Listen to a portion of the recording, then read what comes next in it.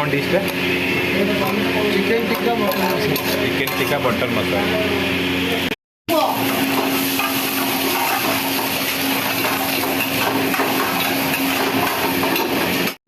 सो एबे खाइबा आसिकी पहुँची जाइए। हेलो हाय नमस्कार welcome back to my YouTube channel. So आज आम आसिकी पहुँची जाइए पिकनिक रेस्टोरेंट रे। मु बहुत फीडबैक नेला परे मते जना पड़ा कि बहुत बढ़िया खाइबा टेस्ट खाइबा मिले भी खाइबी आपण मानकु फीडबैक भी देबी आ एटा को लोकेशन रे पड़ुची मु लोकेशन भी आपण मानकु कहि देबी। तो चलंतु भितर को जिबा खाइबा आ टेस्ट करबा।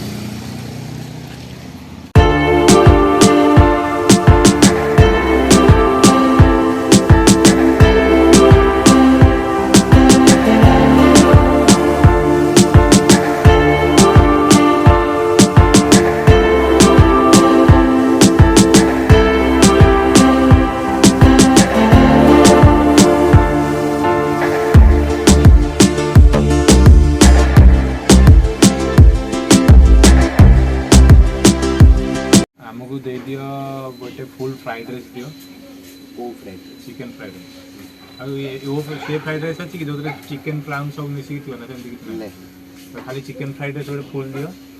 दीटा टावर रोटी दियो। टावर नान नान नान गोटे दियो। आ चिकन रे कोन स्पेशल होगा जी? चिकन फ्राइड राइस गोटे। हां चिकन फ्राइड प्लेन नान प्लेन नान प्लेन नान।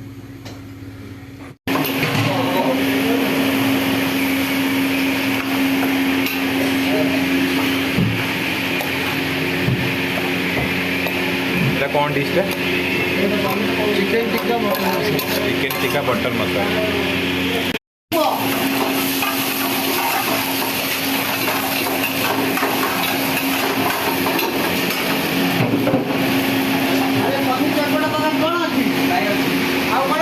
भाई ये पनीर चटपटा बनाऊँ बापरे।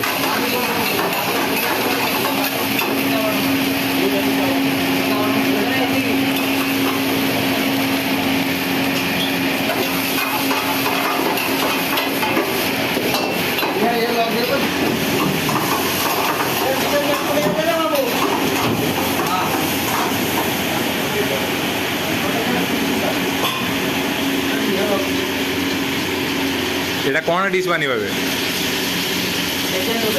सेजवान नूडल्स बनाऊँ ना बना।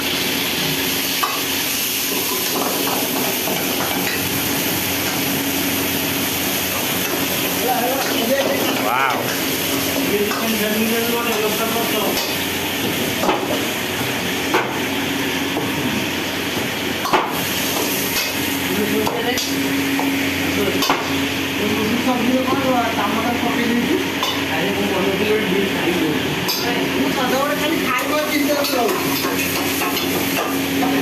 प्रिपेरेशन हो मसला ये यूज हो मसला सब यूज हो। सो आम ए भितर बसिक वेट करूँ खावाई खाଇବା भी आसो आ बहुत बढ़िया लगुच। आ भितर गोटे यूनिक हम तो होटेल रेस्टोरेंट खाऊे एसी भितर बसी कि गोटे यूनिक बहुत बढ़िया लगुच। खाଇବା ए ऑर्डर हो जाइए बस खाइबार वेटिंग करूँ। बहुत जोर भोक लगुच जमती भी खाଇବା आसो केमती टेस्ट लगे जहाँ भी टेस्ट लगे मुझे सबू फीडबैक आपण मानक देवी। सो खाइबापी वेट करी खाଇବା आसू मुझे आपन को फीडबैक देवी। सो खाଇବା आसिक पहुँच जाइए फ्राइड राइस चिकन मसाला चिकन हैदराबादी ब्राउन मसाला आउ नान। सो ये यूनिक जगह माने पूरा साइलेंट प्लेस फैमिली मानक नहीं आराम से आसीपर ये बहुत भल भी लगे। बाहर कौन बहुत रेस्टोरेंट भी जाऊे ढाबा जाऊे ये गोटे यूनिक माने यूनिक आइडिया जोटी साइलेंट प्लेस फैमिली मानक भी नहीं आसपर पूरा शांति देखो हो वाला भी नहीं। आम बहुत वीडियो करूँ आपण मानक बैकग्राउंड रे बहुत आवाज आसे ये आपण मानक जो आवाज शुणा जान कि बहुत साइलेंट प्लेस आपन को पूरा पूरा जो भी होटेल रेस्टोरेंट रो पूरा वीडियो भी आपन को ये ऐड करदेवी आपण मैंने देखिए। बहुत बढ़िया प्लेस साइलेंट प्लेस आराम से आपण मैंने आसीपर खाईपर लोकेशन भी ऐड करदेवी। यहाँ कटक स्टूडियो आप लोकेशन ऐड करदेवी और खाइबार जो रिव्यूटा खाई सारा पर मुझे आपको खाइबार रिव्यूटा देवी।